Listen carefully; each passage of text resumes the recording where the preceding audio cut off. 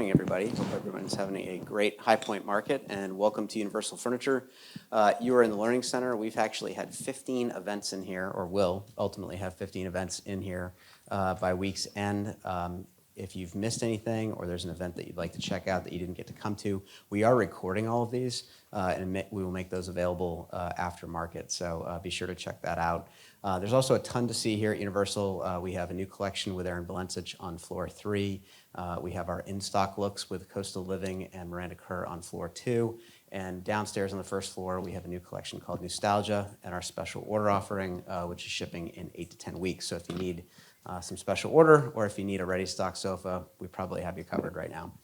There's also the Designer's Lounge on floor 1, which also has the beauty bar. So if you need a hair touch-up before our party tonight, feel free to take advantage of that.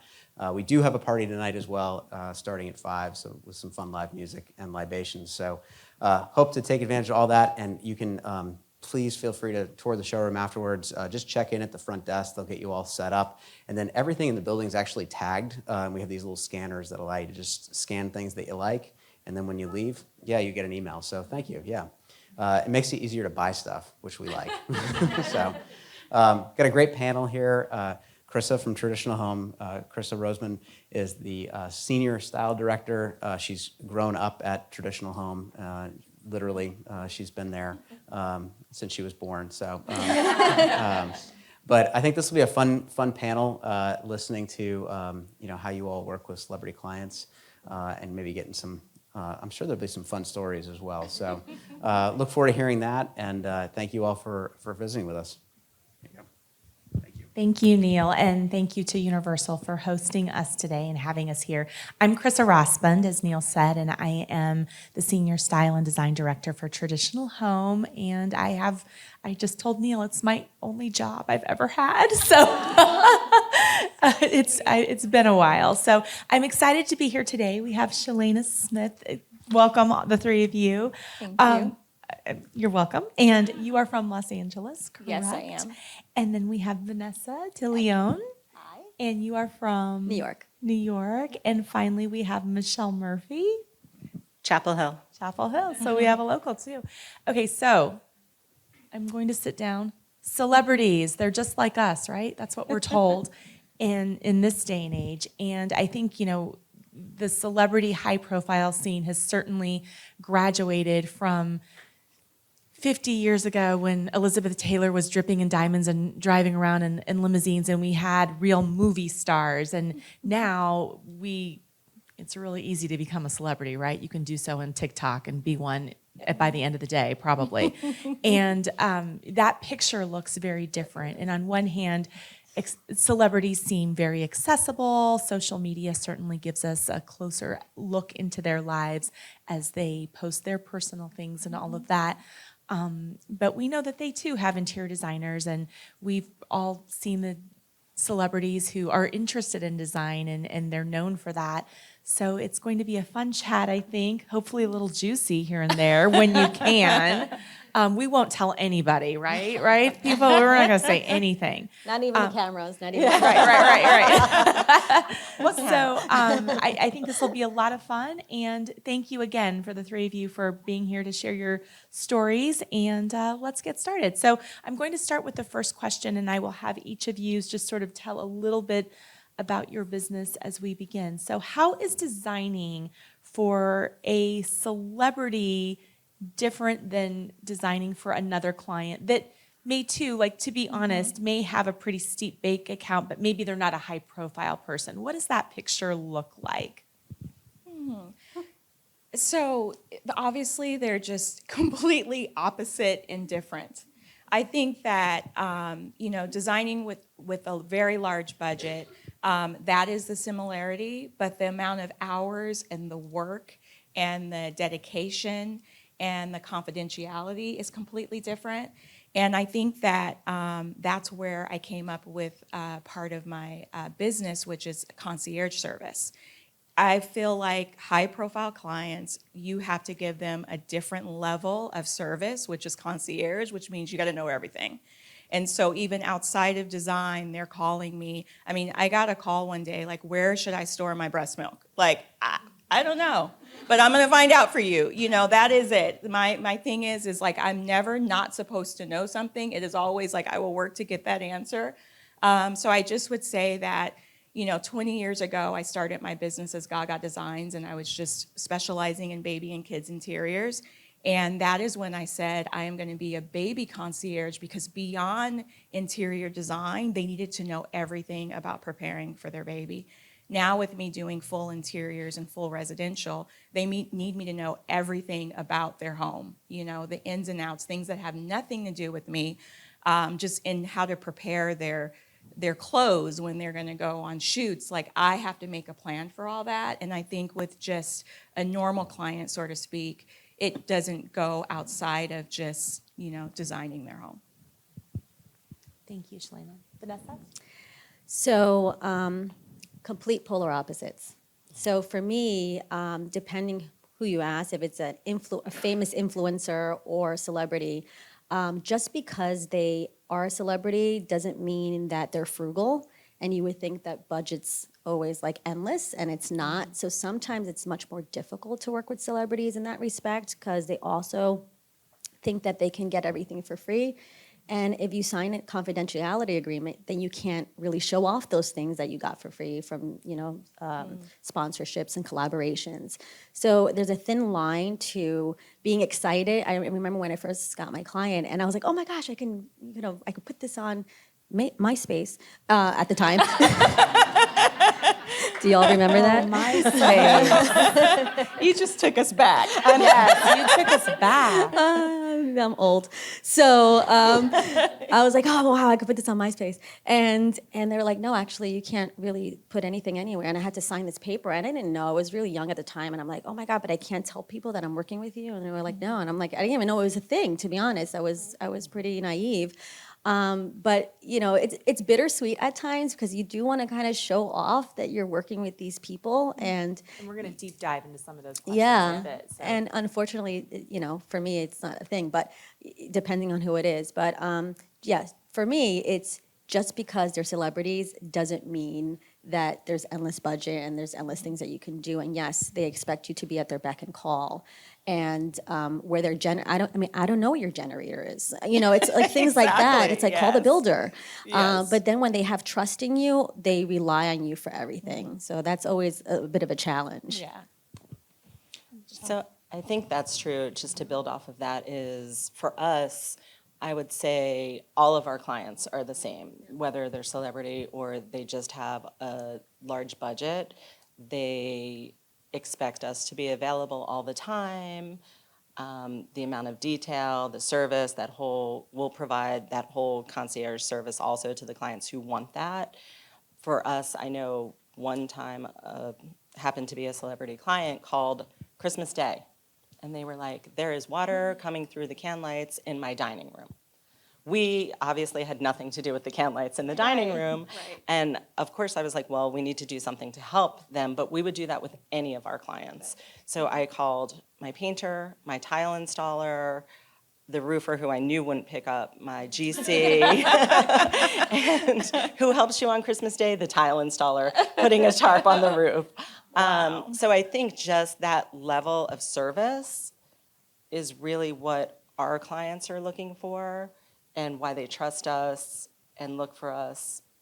But again, it's really, whether they're a celebrity or not, they're getting that same level of service. It's just the quirkiness is a little different with the celebrity clients. Yes, they're a little quirkier. Okay, great. Can you each tell me, and Shalana, I'm gonna use your question. Can you each tell me kind of how you landed your first celebrity client, what that picture looked like? Because I think people are curious about that. Not that anybody can necessarily repeat that process, because that sometimes just falls into place. But Michelle, can you start by telling us Absolutely. what that looked like, or Yeah. without getting specific, because I know that you all can't divulge too much, Right. but kind of maybe the type of celebrity that you have versus. Sure. I have a few different types, but my first was definitely music industry. And that was from a relationship that I made with someone who sold window treatments in Hoboken. New Jersey, and he referred me to this one musician, and then it just is word of mouth. So again, it's so important to build relationships with manufacturers and subcontractors, and those relationships will get you these referrals. And once you get that, and then, I mean, once I started in the music industry, one person refers you to another one, and then another one, and it just grew. And for me, We know the song. No, I'm just kidding. well, there's a couple of them, but one, and it's funny because my first client, I had no idea, I did not know their music. My husband loved this band, was like their biggest fan, and it was really funny to me because I mean, now I know it, but at the time I was like, I have no idea what this band is. And how about you, Vanessa? So I can actually say who it was. It was Roberta Flack, and maybe some of you don't know who she is, but she's Who amazing. doesn't know? Yeah, she's amazing. How I got introduced to her was actually her young assistant at the time saw some kind of publication or something that I was on TV, and she reached out and called my office. And she was very young and cool, and she's like, "I would love you to consult with my boss." She didn't say who it was at the time. And I'm like, "Yeah, sure." She's like, she's a high profile, celebrity and blah, blah, blah. And then when she gave me the address at Dakota Building, I almost fell over. So I was like, "I'll be right there," drop everything I'm doing. Yeah, and there's major security to get in there. So it's pretty impressive address. And I was very young and super eager and excited. So I always tell people this, and they're puzzled by it, but literally, I feel like God has brought me all of my celebrity clients. I have not gotten one referral throughout the years of my business. And when I started, when I was 23, I think that was even before MySpace. It was, okay. People were like, "Well, what are you going to do?" And I had said, my company's going to be called Gaga Designs. I'm going to specialize in baby and kids interiors. And the only person that supported me was my husband and my mother. And everybody else said, "Who in the heck is going to hire a designer for a kid's room when I don't even have a designer for my house?" And so I was like, "Well, celebrities, duh, they're going to hire me." And they're like, "Well, how are you going to find the celebrities?" And I was like, "I'm going to pray. I have faith, and God's going to bring them to me." And that's exactly what has happened over the years. And my very first celebrity client that I can mention is Wayne Brady. And it happened from me just going and getting a wax. And the owner was like, "What are you going to do now?" And I told her, and she's like, "Oh, well, Wayne Brady's wife is next door." And so I can't explain it any other way. And just throughout the years, I wish my celebrity clients referred me, but they are protective. Like, I belong to them. And so I think, how does Mariah Carey refer a designer? Like, if you think about it, like, who would go up to Mariah and say, "Who's your designer?" They're going to think that they can't afford that person. So I would just say over the years, I think in general, that if we're going to be in this business, there's definitely a huge amount of faith that we have to like get up every day and count on it and work in it, and that's what's got me through. Great, thank you all for answering that. Celebrities are oftentimes surrounded by people who constantly say yes to them with little no's.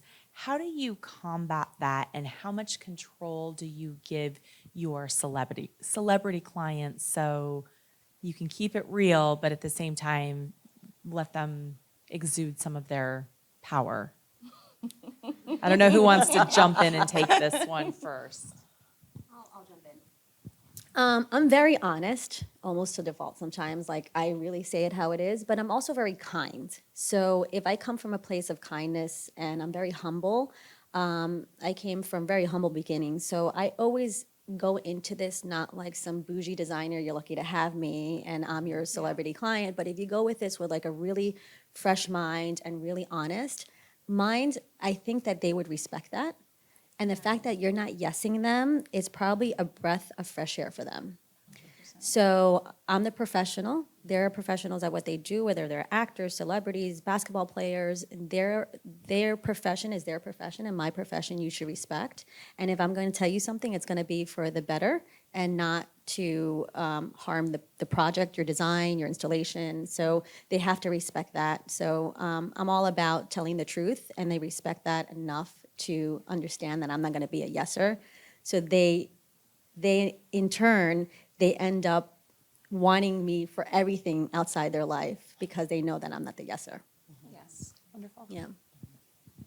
I agree with that. I can Yeah. agree with that 100%. I think that just being honest and giving them your real opinion, which I also do through kindness, and I have like a funny line that I'll be like, oh, I would probably do this, not that, and just, don't put my name on it then.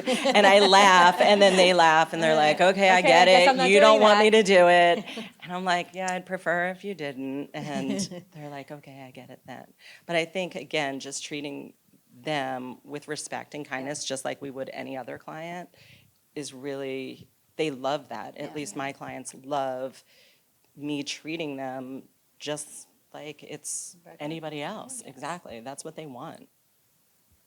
I really can't add much more to that. I think it is just operating in integrity. I've worked with once I get a client in general, I keep that relationship. I had one celebrity client that I met 5 years ago, and they still call me whenever they need anything. I attribute that to that obviously they trust me, but just really doing what you say you're going to do.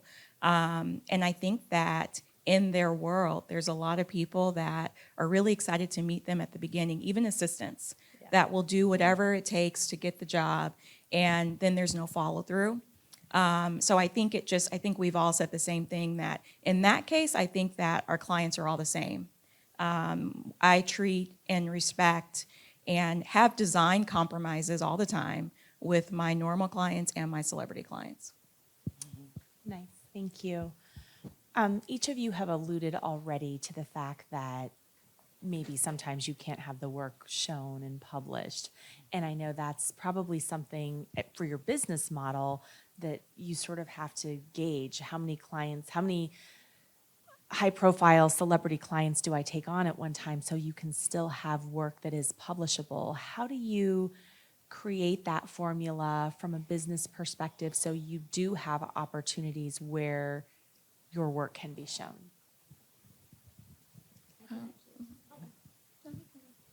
So, so I render all my projects, and there's nowhere in the contract, and the stipulations, right? So there's nowhere in the contract where it says I can't put a rendering on my Instagram or social or website. So I do publish those projects, but they won't be published in magazines because you won't accept a rendering. But I do publish the work on my platform because I'm proud of it and because I did a wonderful job. It does stink that I can't publish some of the work. I mean, I would love to be in your magazine with a celebrity or Architectural We Digest. would love you to be in our magazine with us. Or Architectural Digest, sorry. But Architectural Digest, because they do only pick celebrity-based projects. So I feel like I missed those opportunities for some of the work. But ultimately, I do show it off. But it's unfortunate that I can't say who it is. And it will be kind of fun because I feel like they'll create a hype. And so I feel like I missed the mark on that opportunity. But I do show the work. I would say building the relationship is far greater than any photos to ever be published, if I'm being quite honest. Like, it used to bother me at the beginning that the only way to get something, if you were able to get permission for photos, then you would have to work for free. And even when I had no experience, I thought, I'm not doing that. There's just no way. It's not worth it to me. So what I would say is that for a long time, it did kind of bother me that it wasn't that I was, just like she said, you want to get it published. But then one day I asked a client, do you mind if we get it professionally shot? I won't mention your name. And she said, Shalina, this is my home. So much out there in the world I cannot control. my life is not private. This is the one thing that I could protect. And it is special to me, and that touched me. It, like, I immediately understood it, that, you know, part of my job when I sign these NDAs is to protect their privacy, their families. And so I have actually never asked again since that happened. If it is something that, if it's God's will and he wants me to get notoriety, guess what? They will take a picture, they will post it. There's nothing wrong with me reposting it. Mariah Carey's a good example. I mean, I only mention now what she published, you know, so it's that is why I'm able to say it. I signed a non-disclosure agreement. I never said anything, and it was that she ended up getting a deal with a couple of magazines, and she mentioned me. And then they called and to interview me. I still got her permission with what things I can answer. But then that's all you need. You know, once they post or whatever, then you can run with it pretty much. I think for me, when I was in New York doing a lot in the music industry at the time, I didn't care about photos. I never photographed anything. I didn't walk around with a portfolio. It was, again, just building off of that word of mouth. And my clients actually really loved that exclusivity that I was displaying, that I was so confident I didn't need to have a portfolio. You didn't need to see my work. And that made them want me even more, which was really interesting. Then transitioning from that music industry to some Miss Americas, they were very different. They were so, I mean, I definitely went like black to white there, like with the drama and the style of design and everything. But they were so kind, and they loved displaying their houses. So we were able to talk about it. We were able to photograph them. Then we're getting ready to do another one's house in January, which they'll let us photograph it. One of them loved their house so much, they created their own website for their house. I mean, it's just crazy. That leads me to an additional question. Michelle, you sort of answered this already, but do the two of you have it written into your contract that you can at least photograph for a portfolio situation, or not necessarily? So it's in my standard contract, but I take it out for my celebrity clients because I know they're going to tell me to take it out anyways. So I again, I don't count on the pictures at all. And most of the time you have to leave your phone, to check your phone in anyway. So, and I'd prefer that. There are clients that they start trusting me and I still leave it because I'm like, I never want it to be leaked and it be attached to me. So I just always make sure I protect myself in that way. Nice, okay. So tell us about the process that you use to educate your celebrity clients about design, because I know some of them are very interested in design and we sort of read about them and know about those particular people. But if a designer comes to you and wants a beautiful home and you're sort of starting from scratch with what their level of education is regarding the industry, what does that process look like? Do you take them to showrooms? What do you... So yeah, I think it depends on the client. We've had clients who we've taken to High Point, we've taken to Las Vegas, we've taken to Atlanta, depending where they are in the country. And we always offer that as an option. Majority of them want to do it, which is, in my experience, which is really surprising. Again, we have great partners that they'll open showrooms privately for us when we mention who we're bringing through, which is fantastic. So again, it's building those relationships and making sure you have the support to take on these celebrity clients, I think is so important. And then some clients don't really care. They just want their house to look amazing or look like a dressing room that they saw in Texas. Right. And we can really be creative then and do whatever we want and bring in whatever we want and show them a rendering for them to approve, and it's easy that way. I think for me, it's a huge spectrum. I have the client that wants to be super hands-on, and I have the other one that's like, just get it done because we're busy traveling. Mm-hmm. So I think it just depends who it is. And I also have clients that maybe want to see like the full installation stuff that doesn't, like the things that can't be removed, countertops, flooring, and perhaps they want to go see that. And I've been to the showrooms at a decent time in the morning or late afternoon that it's not like a big deal. Some of the workers do come out and they're all there at the slab yard, like, oh, we can move the slab for you. And it's like, it's obvious that they're all uniting for them. A little starstruck. Yeah, and they're okay with it, you know. So it's a real big spectrum. I would say there's only one client I can think of that actually wanted to go shopping with me. And he was an athlete and he was just more hands-on. But for the most part, I have to bring the store to them on some level. It's in the privacy of their home. Yes, yes. I actually had a friend, Ethan, he's out here today, but he was saying, he goes, girl, why do you work so hard? Like, what do you mean you push the furniture and you got a delivery truck? Well, that's the concierge service that we have to give. If my client does not want anybody to know where they live, how do I pull off delivering these last minute things? I have to rent the U-Haul. It's crazy, you know, the things that you go through, but it is to protect their privacy and it's just become part of the job.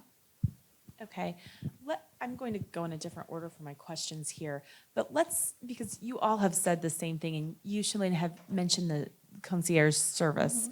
That's your approach. And we always sort of joke at the magazine that the title of interior designer is somewhat archaic at this point because so many clients, regardless if they're a celebrity or not, expect their interior designers to buy things that are not design related or be a therapist for their children or their marriage or whatever the situation may be. You take on so much more. So is that, again, can you talk about the balance of that and to what level will you go to for somebody? And is that the same for, Michelle, you have already said, that's the same for all clients, regardless of their celebrity status. But Therapist to everyone. do you can each of you maybe give an example of something that's sort of been above and beyond just the basics of interior design where somebody needed help? And it doesn't have to be like a crazy bad story, but maybe somebody needed help picking out a garment for a red carpet or something like that, that sort of went above and beyond countertops and pillows. I mean, for us, I can jump in quickly with some of our athletes. Hey, can you come decorate the house for Christmas and plan our Christmas party? Or, hey, plan our Halloween party or our end of season party. I'm not a party planner, but I became one. Yeah. But I became one for sure. And that's a time where, now I'm gonna design a shot luge. And, all our interns were like, can we try that first? And we were like, sure, go ahead. And they did take some photos for their Instagram and they thought it was cool with permission, things like that. But I mean, that's something that's definitely not my comfort zone, but now I could do it with my eyes closed because I've done it so many times over the years because again, these clients remain our clients for life. So some of them I started with before I had my son, and my son's now a freshman in high school. So they're that's the good thing is they are with you for life. Every time they get a new house, which is quite often, they'll call. So, and when they call, we're available. Yes. I would say the most interesting thing that I've done is work between midnight and 4 a.m. was my appointment times throughout the whole relationship with the client. It was to the point where one day my husband's like, I'm going to actually take you to this job to make sure this is where you were going. He's like, and every time you go to a different hotel, yeah, it's a client. So needless to say, that night, he took me to my client's house and sat in the car for sure until 4 a.m. until I was done. And he figured out that he not only does he trust me, but he does not want my job. And then I think it's the same thing that you're saying. It's like we are at their beck and call. So, I was in Vegas one time at a show and I got a call from one of my clients that they needed to, me to come to work for them the next day. And I'm like, well, my flight doesn't leave until 3. Oh, we'll figure that out. We'll send a plane for you. We'll get you here. and it's like, okay, well, what am I doing? I'll tell you when you get here, so you just have to be ready for that level of service.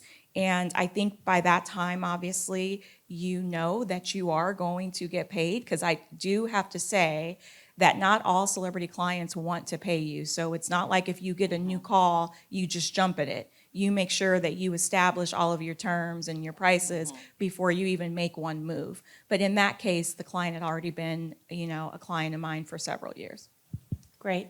How do you manage all of the different people that surround celebrities? They have agents, they have lawyers, they have assistants, lots of assistants sometimes. How do you sort of maintain your power when you have a lot of people around who all want power in the eyes of the celebrity? I'm definitely going to start this one because I just experienced this before I left. So, a lot of the celebrities are actually wonderful people. Sometimes people think they're pretentious or whatever, they're very demanding, yes, but it's part of the job, right? To be expected. But the assistants are even more so.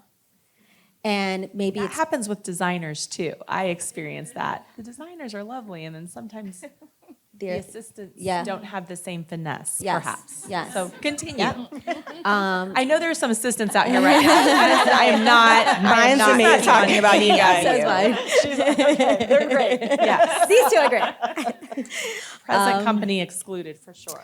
Yeah, so it's very difficult to swallow that because you have to be respectful because you don't know what's going to be whispered into their boss's ear, right? Or to the twisted celebrity. into their boss's ear. Yeah, exactly. So for me, I try to handle it with grace, and I'm very professional, but I always make sure to, if I have the client's email, to CC the client on the follow-up of what happened. So we did an installation and she didn't like my booties and it was hanging off the side and maybe I didn't take off the shoe correctly before the threshold or things of that nature. I make sure that I actually put that into the email and my apologies, my assistant had her booties on wrong, and just to make sure I cover all my bases because you never know what goes back into the ear of the client. Sure. So it's challenging. I actually rather work directly with the client than sometimes their assistants or the people, and they just have this thing about them that they think that who they are, and it's quite annoying. Yeah. Yeah. I agree. Everything you said, 100%. Okay. Yes. Yeah, we're going to. Okay, we'll do, yes, sorry, I should have said that at the beginning. We will definitely do questions at the end for anybody who has one. Any special measures that you take within your offices to maintain confidentiality? Have you ever had any issues with that? Or is it pretty just cut and dry? Yeah, I think everyone in my office has to sign an NDA before they start. Exactly. Okay, so that's a recommendation that you have then for Absolutely. everybody in the office? Absolutely. I had one client that didn't even want my staff being involved. They just wanted me. Okay. So I have like a fake name for that client. Oh, really? Okay. Everybody understands that, especially in this day and age with influencers and the status of celebrities, that high-profile people are oftentimes gifted things. Does that ever affect or does that ever navigate the design direction that you take, or are they looking for free things? Can you describe when you have those situations? And I think, Shalana, you mentioned sometimes they don't want to pay. So can each of you kind of describe some tips for the audience here, if they are ever in this situation, that you have to think about and consider when it comes to the finances of it, making sure you're paid versus them giving you credit on their social media and things like that? Because I have a friend who's a designer, and she has a celebrity client in Los Angeles, and she's never been paid. She's done 5 houses for them. And Yeah, has don't do that. Never been paid. And there have been some good things that have come from that, certainly. But can you each kind of describe what that picture looks like and some things to keep in mind? It sounds like 5 of those clients talk to each other because It's the same client. Oh, She did oh, the same no. house. Yes, Okay, yes. that And like I makes said, it definitely has been lucrative in other means. But, Okay, good. But can you each sort of address that? Free merchandise, Yeah. contracts had to be paid, all of that. So I'm done with that. And I'll tell you why. I have these incredible relationships with these vendors. And as soon as you ask a vendor, hey, listen, there's a high profile, whatever, they have over 10 million followers, they promise to post, and then it automatically becomes your responsibility for the client to push out all this content, and you almost feel like, how is this burden on me now? Because the client's not delivering on what they said. Not because they don't want to, because they're just busy doing other things, and they're like, yeah, we'll get that for free, yeah, I'll post it. And then you have to like chase your client down. Now you look annoying. So, and then now the vendor's annoyed at me because the client didn't post, and it becomes this vicious cycle, and you're chasing your tail constantly to make everybody happy. And ultimately, the vendors that are your vendors for life end up being bitter. And then they don't want to really do things for you like the way they used to. So, I know for me, there's a high profile influencer that I sort of did that agreement with, and that's going great. But there's also, like the celebrity housewives and stuff like that, that they want everything for free. And it's very hard to accommodate free things all the time, because then you're also pigeonholed by the free things, right? It's like this one vendor will give you X, Y, Z, and then you're like, oh, I have to pick from these 4 horrible things. So there's that's that layer to it, which I really don't like.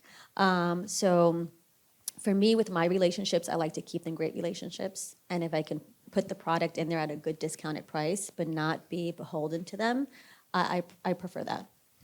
I would say the same, that I do not take on those type of projects for the same type of pressures, and that there's no guarantee. So I cannot, if I can't guarantee something, then I don't want to be disappointed or the vendor to be disappointed. But through my baby business, Gaga Designs, that's a little different, because people are constantly just sending me free stuff just to get it into my clients' hands. And they also don't care about the press per se, because they're hoping that that celebrity is pushing the stroller that they gave me. And so with that, I think some of the celebrities like that they know that automatically I'm getting that stuff. It's kind of a perk of working with me, but it's not a guarantee. And that just makes it a little fun. Like, being able to gift a client a diaper bag, and, if one day it is photographed, like that's just a cute little perk. I would say for us, we really haven't run into that. All our clients pay, we charge them for everything. We don't try and get anything free. It's just not something in our business model that we would work with. And if they asked for that, we would not do it. And I would say for the vendors that are out there giving those free things, they should stop, because a lot of that stuff doesn't even see the celebrity client's hands. So it's like, I have been to a client's house where I'm going through stuff and I'm like, oh, I can use this on top of the bookcase. And they're like, where'd you get that from? I'm like, the garage has a bunch of boxes, And so they do donate those things, which is great. But to put your dollars to give free stuff to someone that pretty much has everything, it's just a waste, because they usually don't use it. To answer your question, we're not incorporating it into their spaces. And so my follow-up question is, because you want the vendors to stop, do you think that that's sort of wearing off vendors, or does it still have too much momentum because of influencers and because of social media? It probably still has a place with influencers, I can imagine, right? Because their whole job is to push product and to show it or whatever. So I think that's a great new avenue. But since I don't have any influencer clients, I just really can't speak to that. But I think that, people are following people. They're probably better than the celebrities, because they're not going to put the product on social media unless they're getting paid a lot of money. you know? Yeah, I think I have a few influencers, and I think that's their whole business model. And I think these companies know that this is a new avenue for advertising. So I feel that it's definitely something that will still remain for a long time, because it's just another means of getting stuff out there. First, magazines and newspapers and whatever. And then it's just an evolution of marketing and advertising. And do the influencers get paid plus product? There is a combination of that. Depending how expensive the product is, there is definitely that. Okay. You have all talked a little bit about exclusivity. How does the competitive set look? Are people fighting for, I don't want you to look, do they ever say, I don't want you to work for this celebrity, this celebrity? Like, do they have expectations of you that you won't do another celebrity client's home, even though they know that you're doing other projects? Or do they No. not care? They don't really care. I think for me, it's each pocket is different of the clientele that we work with, musicians. I was running into, because again, I didn't bring my photos. I didn't have a portfolio. They would say, I love his house, but I do it one better. So they were very competitive with wanting to one-up each other. And that's when I was like, that's not going to work for me. And then Makes sense for a sports person, right? Right. An athlete. But not They a wanna- musician. Not a musician, Right? yes. But that was a musician who would do that. And then there's some clients who will say, I love this, I want this for my house, don't ever put it in anyone's house again. So for us in our office, we would sign the backs of fabrics in our fabric books with someone's initials, so we knew never to repeat that fabric, just so we would always try, and that's with any of our clients, never to repeat a fabric if possible. So that way it's keeping everything fresh and different for all our clients, because a lot of them will be in each other's houses, and you never want it to look stale or look like, oh, she did this in so-and-so's house, and now it's in this house in a different form. So it's a really good trick to just write on the backs of fabrics or wallpapers so you can never repeat. Do either of you have anything? No to add to that? Okay. Okay, yes, that's, all right. And can you each describe, is there a special room that you've ever had to design that is sort of celebrity specific? That maybe wouldn't exist for a normal person's home? Yeah, talk to Like us an about Mariah.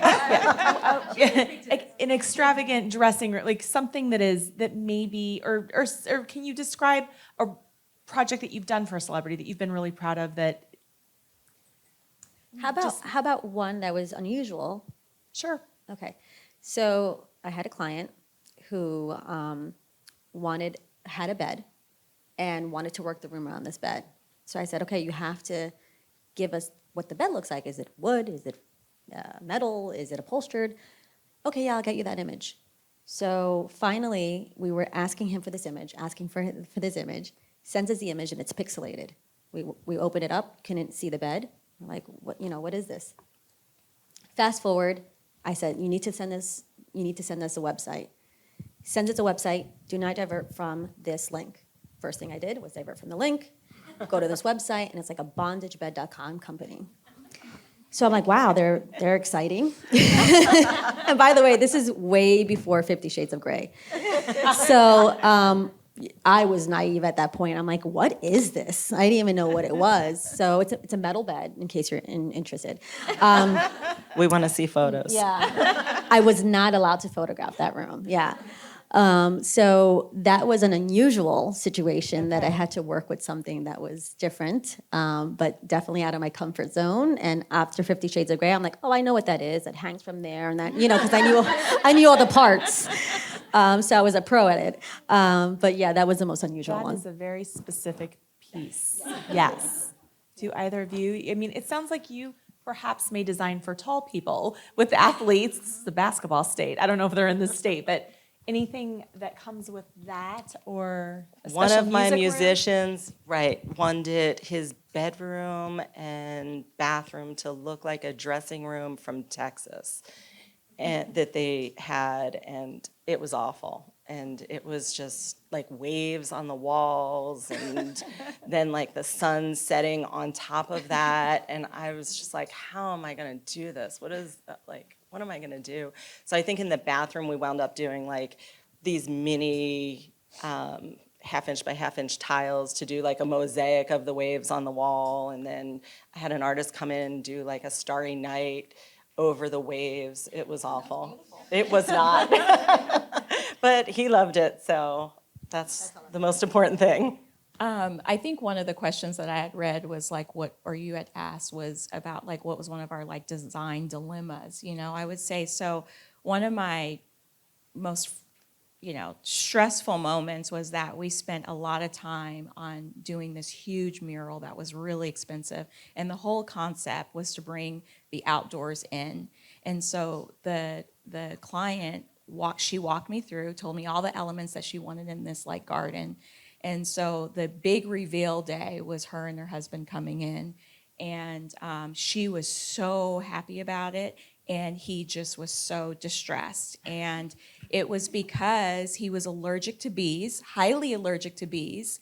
And that was one of the details that she wanted a lot of. There was something going on there. So kick in the therapy hat, right? Of like, oh, okay, I can fix Innuendos. this. I can fix this. So wait, there's like 32 bees. I could do like grapes or like, turn it. So Dragonflies. something we absolutely had to just fix it. But it was just, he felt attacked. He felt like, That's how another could level you of not, subliminal messaging. yeah, how could you not know this? How could you do this? And so again, we had to come in and just fix it, and they actually didn't stay married, but Shocking. It's shocking. It's shocking. Okay, well, that concludes all of my first round of questions, but I always do a little rapid fire thing. This you all don't know about. This is a surprise. It's no fun unless I surprise the panelists. So we're going to do 21 questions, or actually 22 questions, and we're going to do them fast. So Michelle, we'll start with you. Walnut or oak? Oak. Chinoiserie or toile? 12. Painted or stained? stained. Mohair or boucle? Mohair all day long. All day long. Okay, I like that. English or French? French. Stripe or Greek key? Stripe. Michelle, matte or lacquered? Lacquered. Brass or nickel, Vanessa? Oh, God. Both. Okay, both. Okay, this is where it gets good. All white kitchens, keep them coming, or thanks for the memories, let's move on. I say keep them coming. Okay. My favorite sofa style is, Comfy. good answer. My favorite chair style is, Louis XV. and my favorite shade of blue. I still love a baby blue. One place I've never been where I would like to travel. Indonesia. Okay, great. Over the river and through the woods, my favorite family holiday dish is, Arroz con pollo. I'm sorry, what did you say? Can you make that for me? Arroz con pollo. Okay. I'm so looking forward to binge watching blank this winter. Oh my gosh. This is horrible that I don't watch TV, you guys. Make one up. Yeah, whatever. Hallmark channel. Okay, so this leads me to another question. Do celebrities, do they ever sort of quiz you? Like, do you know who I am? Like, have you watched my No. movies? They don't do that. Never. Okay. No. Okay. All right. I'm actually surprised. Never. Never. Okay. Halloween, overrated or give me some sugar? Overrated. I agree. I agree. My favorite Halloween costume as a child was, Roller girl. Oh, you really liked you at Roller Girl. okay, a holiday movie I can't get enough of is, Preacher's Wife. oh, that's a good one. Whitney That's a sweet one. Houston. Whitney Houston. Denzel. That's a great movie. The last thing I bought on Amazon is, I buy something literally every day. So What'd you put in your shopping cart this morning? I think nothing this morning, but yesterday a square drain cover for a shower. okay. A couple more. All I want for Christmas is, My two front teeth. I'm so happy. I don't want anything. okay. And, okay, the girl from LA. Snow, everything is elegant and white, or it's a four-letter word? It's a 4-letter word. Yeah. Absolutely. I'm from Iowa. Okay, and this is the final question. I want each of you to answer this. Who would you like to design for somebody who's alive and somebody who's no longer with us? Mick Jagger, and Andy Warhol. Oh, that's Cool. We can do it together. That would be a collab. Yeah. Can we post it? Absolutely. On MySpace. There's no such thing. What is MySpace? For me, it would be Madonna, I think that would be kind of fun, or maybe not. And dead, Frank Sinatra, only because I feel like I would make something really sexy for him. I don't know. very handsome interiors. Funny enough, I was going to say Madonna for current. Yes, we can. And my 2 not alive celebrities, don't judge me, is Michael Jackson and Tupac. I would love that. Okay, all right. Well, thank you, Michelle, Vanessa, and Shalana. Thank you. Thank you for having us.